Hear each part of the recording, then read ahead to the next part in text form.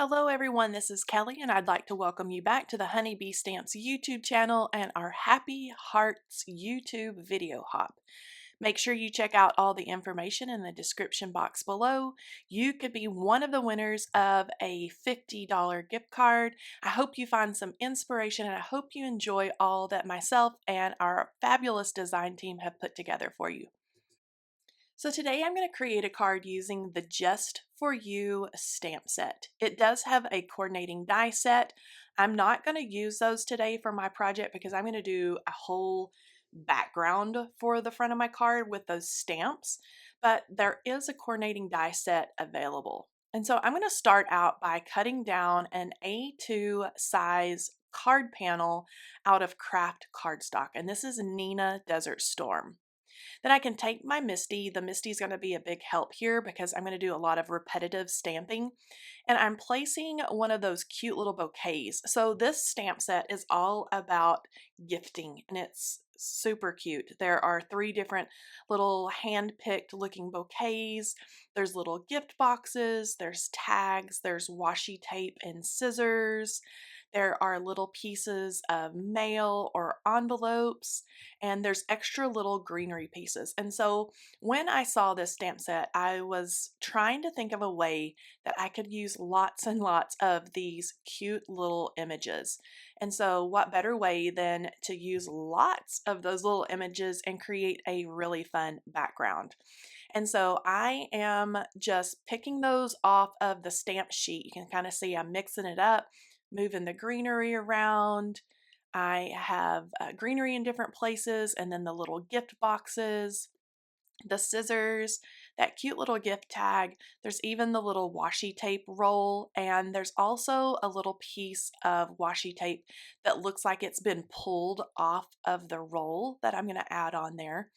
But this is going to be kind of the initial setup of the stamps. And I'm going to stamp everything in our Be Creative Intense Black ink because I'm going to do a little bit of simple Copic coloring on this craft cardstock.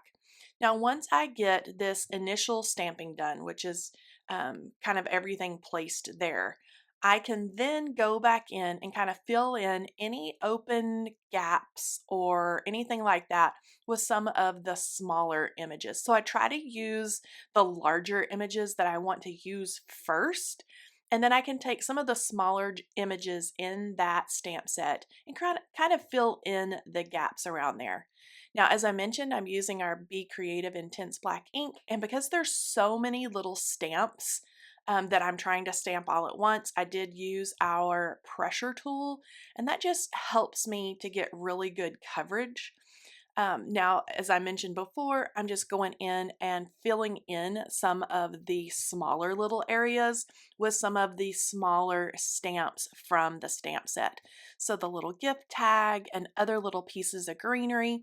And I'm just trying to make sure that I don't have like things near another. So I may have 2 pieces of greenery beside one another, but it's not the same stamp, if that makes sense. And then the gift tag, you can see there's one there at the bottom and then one towards the top, and the same with the envelope and the larger little packages or boxes. But I'm just trying to kind of spread everything out and make sure I have really cute coverage all the way around the background. Now, anytime I am going to Copic color or use any kind of alcohol markers, I set the ink, and that is just so I can go directly and start coloring and not worry about the ink bleeding. So I just use my heat tool really fast and set the ink, and then there's no worry of the black ink smearing into your stamped images, especially when you spend time with this many and stamping this many images onto a background. So I'm starting out here with some reds. This is R24, and I'll kind of put up all of the Copic markers that I use, and I do very simple Copic coloring. So you'll notice that I am starting up towards the leaves of the strawberries because I want that shading darker. So I'm getting the look of having multiple Copic marker colors without having to do a whole lot of blending and pulling in more markers. So I started up there by the leaves. That's very saturated. Every time you go over those spots, it's going to get darker and darker. And then you can see towards the bottom of the strawberries, it gets lighter. And as I mentioned before, I'm spreading out that color throughout the background so that R24, there's some there in the center and the strawberries, and then the little hearts on the tags, the twine on the little gift boxes. Next, I'm going in to color the washi tape, and this is R22. So this is where we're still in that red color family, but we're going more pink here. And so this pattern or this background is going to coordinate with some of our new pattern paper from the Happy Hearts paper pad. Now for the washi tape, and you'll notice here where I'm going in where there would be shadows, I'm going over those areas with the same color, so the R22, and that's going to deepen up those areas in the shadows, like where that washi tape kind of wraps around and curls around on itself, and then some of the edges and the ends. But you can get the look of shading and shadows without having to use a lot of different colors of markers. So next I'll go in and do some greens. This is YG03, and I'm just going to do an all over color of the bright pretty leaves here. This is a really pretty kind of citron looking green. I'm just going to go all over, and I just like to do simple coloring. So I trace around the image, color it in, and then once I kind of look to see how that is looking, I may go back in and add some darker shades or add some shading later on. Okay, next I'm taking R30 and we're going even lighter with the pink. So this is going to be the cute little strawberry blossoms and some of the little blossoms there that are in those little extra greenery pieces. But this is going to be a little bit of a lighter pink, but all of our colors and all of our shades and everything are all going to blend together nicely. Next, I mentioned that I may go in and do a little bit of darker with the green. This is YG67, and I'm simply doing a little bit of flicking towards the base of each leaf and adding just a little bit of dimension in those colors and variation there. Super simple, nothing fancy, just to change it up a little bit and add some darker areas. Now, because I'm keeping the color scheme pretty consistent here, I am pulling in that R30 again to color the packages and the envelope. So really light pink, and that is going to be really pretty with the red hearts and the red twine that's wrapped around the edges. But I'm doing some very simple coloring, just tracing around the image and then coloring it in. So very super simple. Now, once I get all of the little gift boxes colored, I can go in with a T3 and color the scissors. So I just wanted to be a simple gray, so I'm going to use that toner Copic marker color. And I am going to do a teeny tiny bit of shading here with the toner marker shades. And that's just to get a little bit of darker areas in the scissors.